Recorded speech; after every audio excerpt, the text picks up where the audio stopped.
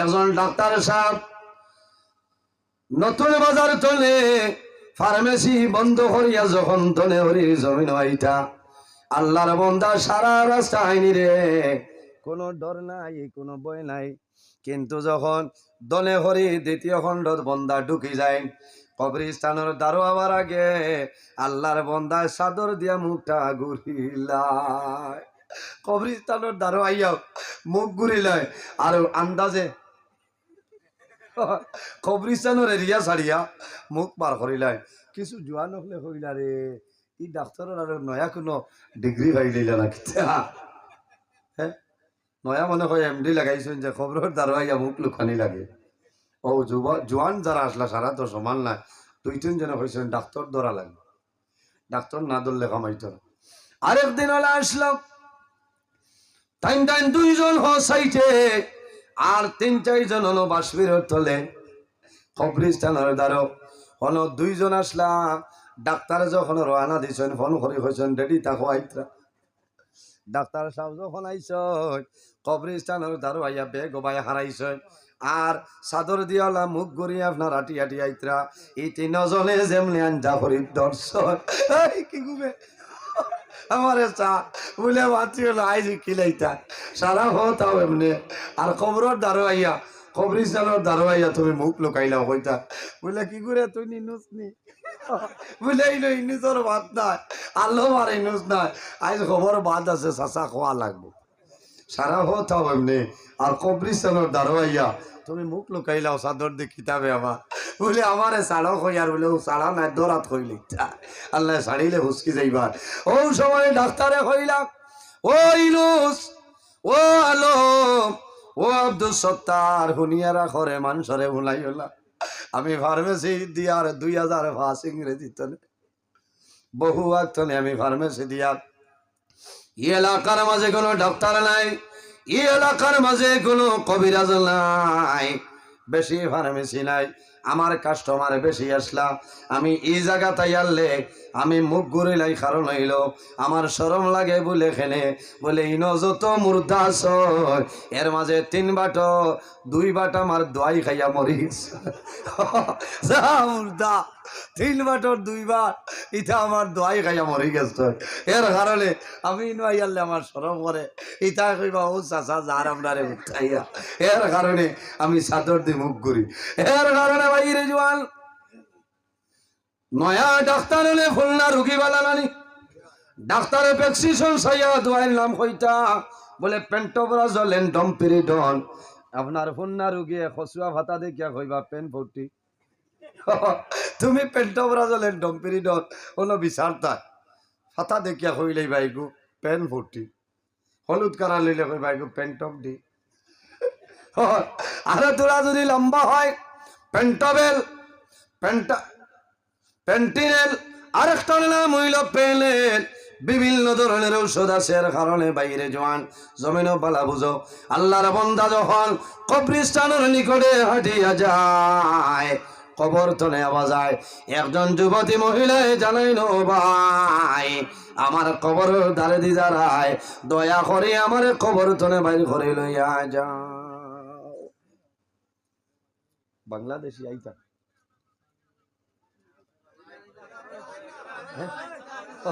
আমি তো চালাইম থানে লইয়াও বাদে নইতা লস হইব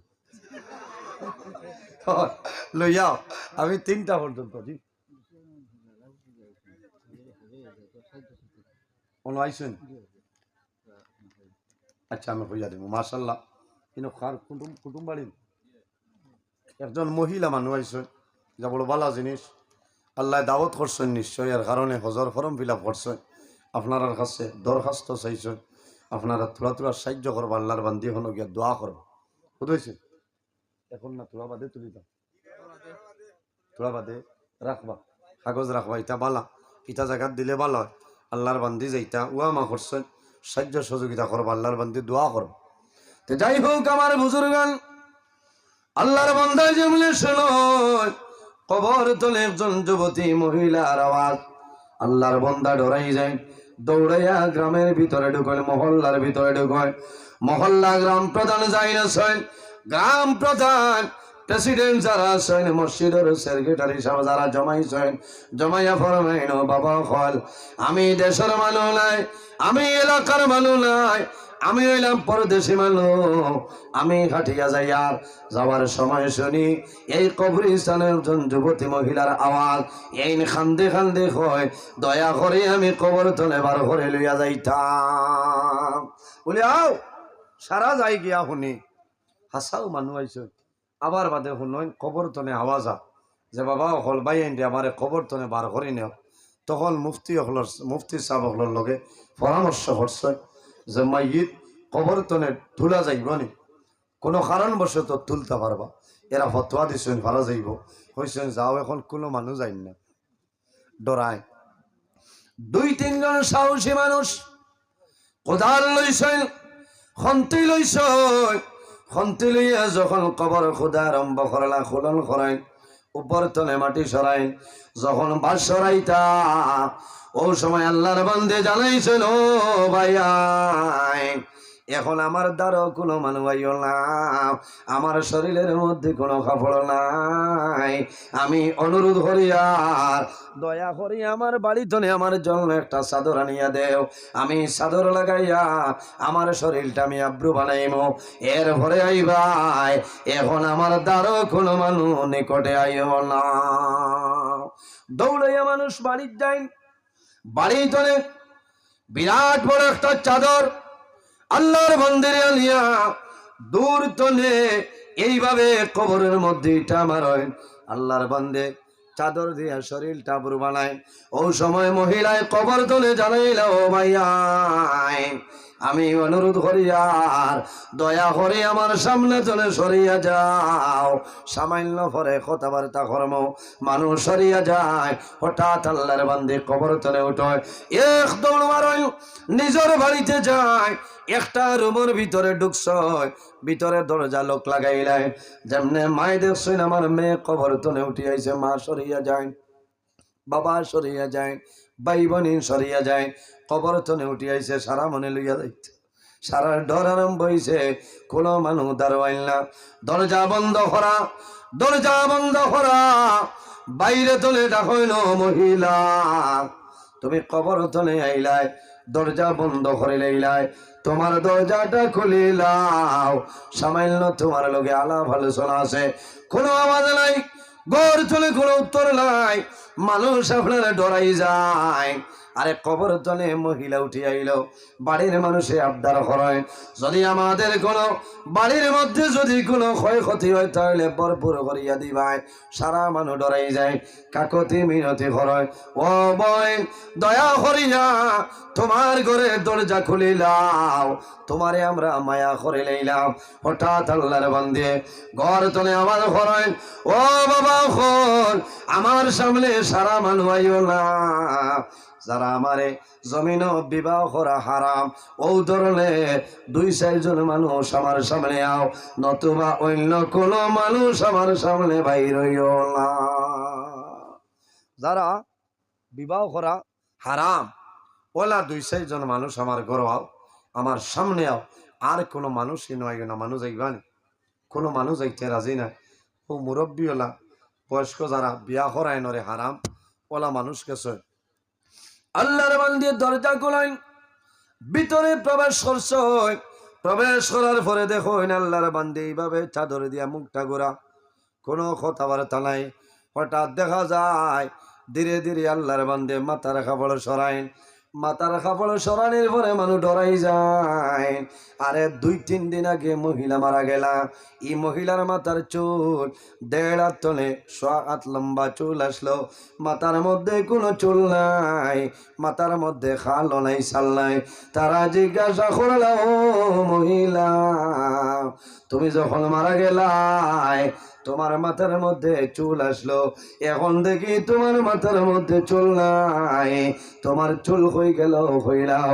আল্লাহর বান্দে খান্দে খান্দে ফরমাইল বাবারা তুমি তাই জানো না আমি যখন দুনিয়া থেকে বিদায় নিলাম আমার কবরের মধ্যে দাফন করে আইলাই আমার কবরও আল্লাহর ফেরেশতা আইছো আই আমার চুলো ধরিয়া একসা একসা ধরিয়া টানা আরম্ভ করলাম আমি চিৎকার মারলাম আমি জানাইলাম ও ফেরেশতা হয় কোন কারণে আমার কবর আযাব দেও ওই সময় জানাইলাম ও মহিলা ও কারণে তোমার মাথার চুল আমরা ছিড়িয়া আল্লাহর অর্ডার হইল তুমি যখন জমিন হাঁটিয়া যাইতাই তোমার জীবনে কোনো দিন তুমি মাথার কাপড় দিতাই না চুল বার করিয়া হাঁটিয়া গেলায় কত জোয়ান এই জমিন তুমি গুনার কাজ লিপ্ত বানাইলাই এর কারণে আল্লাহর অর্ডার হইল এই কবর তোমার মাথার সারা চুল আমরা ছেড়িয়া লইয়া যাইতাম মাত বুঝা যান মা বই নকলে হুন্ত্রান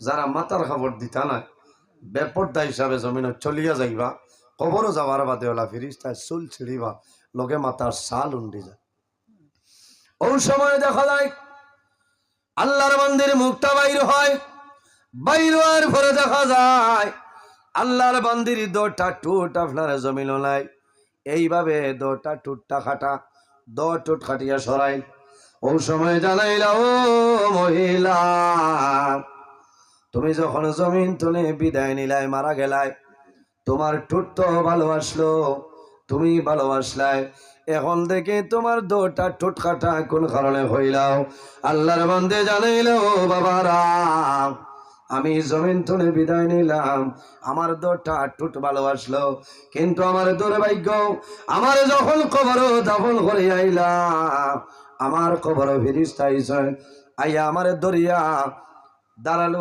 চাক্ষু দিয়া আমার দোটা টুট এইভাবে খাটা আরম্ভ করলাম আমি জিজ্ঞাসা করলাম ও ফেরেশতা আমি কোন ভুল করলাম আর কোন ভুলের কারণে আমার কবরের মধ্যে আমার দোটা টুট খাটিয়া সরারায় ওই সময় ফেরেশতা জানাইল ও মহিলা তোমার একটা কারণ হইল এই জমিনের মধ্যে তুমি দোটা টুটের মধ্যে লিপস্টিক ব্যবহার করতাই ও মহিলা এই দুনিয়ার জমিন তোমার মুখের মধ্যে দোটা টুটোর মধ্যে তুমি লিপস্টিক ব্যবহার করতাই লিপস্টিক ব্যবহার করিয়া রাস্তা বাইর হইতাই মানুষরে জমিনও দেখাইতাই তোমার সৌন্দর্যরে প্রকাশ করতাই তোমার ভাই সাইয়া কত জোয়ান দুনিয়ার জমিন তলে বিদায় নিছেন দুজখ গেছে বহু দুজখ যাইবা এর কারণে আল্লাহর অর্ডার হইল তোমার যে দোটা টুট লিপস্টিক লাগাইতাই আই কবরের মধ্যে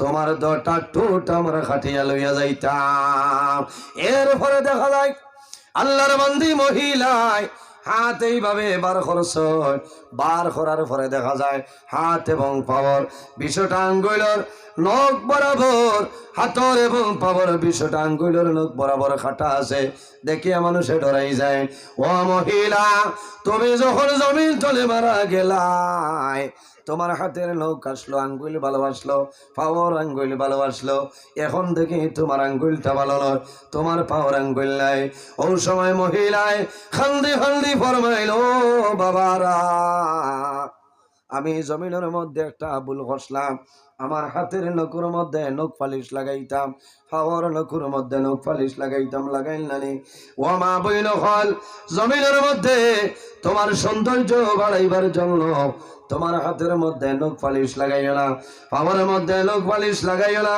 আল্লাহর বান্দি ফরমাইলো বাবারা ফিরিস্তায় আমার 20টা হাত এবং পাওয়ার আঙ্গুলের সামলা খাটয় জিজ্ঞাসা করলাম কোন কারণে বলে ও মহিলা এই জমিনের মধ্যে তুমি হাতের মধ্যে পাওয়ার নখের মধ্যে নখ পালিশ লাগাইতাই এর কারণে আল্লাহর অর্ডার হইল তোমার কবরের মধ্যে তোমার হাত এবং পাওয়ার সমস্ত নখের সামনে আমরা খাটিয়া সরাইতাম এই কথা কই আল্লাহর বান্দি জমিন তলে বিদায় নেই এর কারণে মা বই নখল এই জমিনের মধ্যে হাতের মধ্যে তুমি তুমি মন্ত্রী ব্যবহার করো, গাছের মন্ত্রী যেটা আছে মা বোনদের জন্য চাই আছে। তোমার মুখের মধ্যে লিপস্টিক ব্যবহার করিও না, মাথার খবর বার করিয়া জমিন চলিও না, তোমার জীবন বরবাদ হয়ে যাইব। আল্লাহর হাবিব সাল্লাল্লাহু আলাইহি ওয়াসাল্লামে ফরমায়, যে ঘরে পর্দা আছে, যে বাড়ির মধ্যে পর্দা আছে, এই ঘরে আল্লাহর রহমত এবং বরকত নাজিল হয়। যে বাড়ির মধ্যে পর্দা আছে, এই বাড়ির মধ্যে আল্লাহর রহমত এবং বরকত নাজিল হয়। সুবহানাল্লাহ। তাকবীর দাও। নারায়ে তাকবীর, নারায়ে তাকবীর, নারায়ে রিসালাত, নারায়ে রিসালাত। হযরত মাওলানা মুফতি সৈয়দ আরিফ বিল্লাহ সাহেব, হযরত মাওলানা মুফতি সৈয়দ আরিফ বিল্লাহ সাহেব, ব্রাহ্মণবাড়ি বাংলাদেশ। নারায়ে তাকবীর, নারায়ে রিসালাত। হযরত মাওলানা মুফতি সৈয়দ আরিফ বিল্লাহ সাহেব, ব্রাহ্মণবাড়ি বাংলাদেশ। মাশাআল্লাহ, আপনারা দাওয়াতি মেহমান সুদূর বাংলাদেশ হইতে আগত। অত্যন্ত সুন্দর আলোচনা।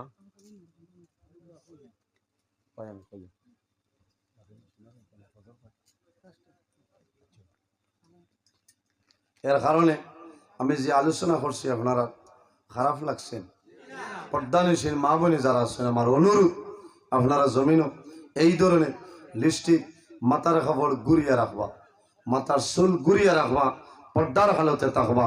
যে মহিলা জমিনও পর্দার হালতে চলিয়া মারা যাইবা, ও মা বইন হল এই জমিনের মধ্যে কাপড় পরিধান করবা, ডিলা ডালা কাপড় পরিধান করিয়া। কোন কারণে? তুমি যখন কাপড় পরিধান করবাই, কোন মানুষে তোমার শরীরের মাপকাঠি বুঝবে না। জান্নাতি মহিলাগণের সর্দারিনী হযরতে ফাতিমা রাদিয়াল্লাহু তাআলা আনহা ফরমায়, ও আদরের স্বামী, আমার কয়েকটা ওসিয়ত হইল, এর মাঝে একটা ওসিয়ত হইল, আমি যখন জমিন তুলে বিদায় নিব, মারা যাইব, মারা যাওয়ার পরে বেশি মানুষরে জানাইবাই না, আমারে কবর দাফন করবাই, আমারে রাত্রে বেলা কবর দাফন করিও। কোন কারণে?